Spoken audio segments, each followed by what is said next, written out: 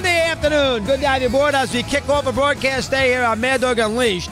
888 Mad Dog 6, your two-way sports talk telephone numbers. We talked about what's happening as far as the world of sports is concerned. Billy Zimmerman's in the house today. We try to make advancements for Bill and put him in an executive scenario. He doesn't like working with Cannell, who I guess couldn't figure out a way to get two.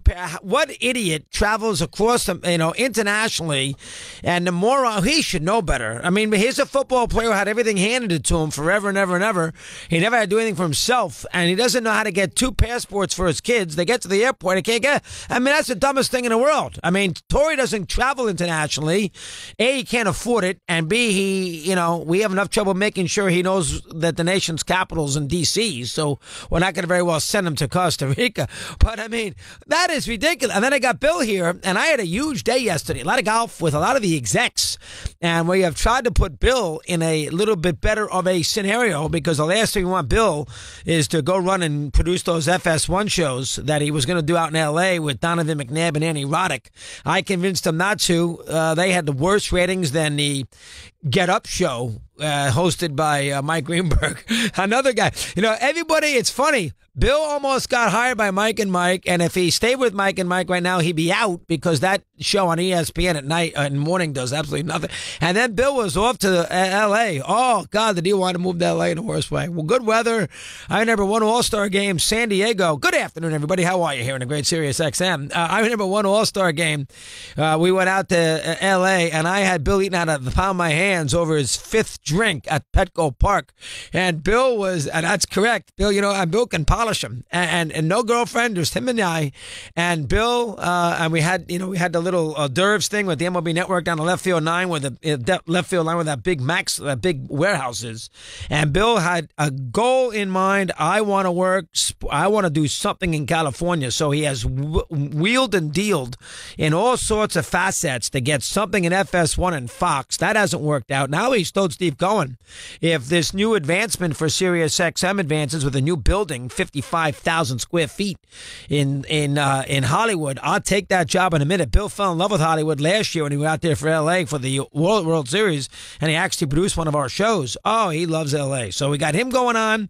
I had the executives tell me about Torrey and Cannell. I got Cannell with no passports for two young kids. There's a guy that does not get it. And Torrey, who's sticking around Branford, Connecticut, moaning and groaning. I can send you the text if he thinks he's lying. Moaning and groaning to me all weekend about Luke's baseball, which was an absolute disaster with losses after losses after losses, which eliminates Saturday, but then he got in the mix on Sunday. They won a couple of consolation games, rain, and Steve there until 10 o'clock at night, so his weekend was a disaster. And my weekend was actually pretty good, and it's going to be a very good week this week, because I'm out of here after today. So, to make a long story short, here is your crack at me for the next 3 hours this afternoon with everything that you want to discuss. We are here to do it.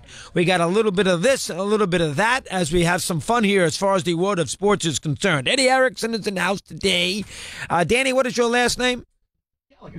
Danny Gallagher is in the house today, so have some fun there. I finally heard from Colin Schmeling, who has brought little Quinn home, and that daughter of his is, I told him that Quinn's going to rock her world. He was convinced that his daughter is basically from Jesus and nothing was going to bother her. And he says, you were 1,000% right. Now she's cranky as all can be.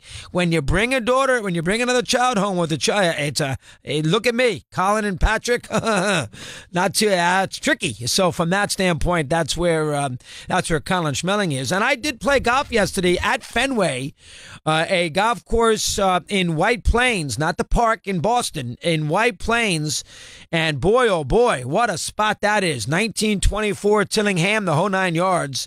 I had a ball doing that, and I played at 3 o'clock, 3:30 in the afternoon, and get home at 9 o'clock, and I could do no wrong because I drove all the way up to Providence and back to take my daughter to Brown University with my wife for the week. So from that, 2 weeks. So from that standpoint, I did not have to cash any chips. Based on that scenario. Eddie Erickson is in the house today.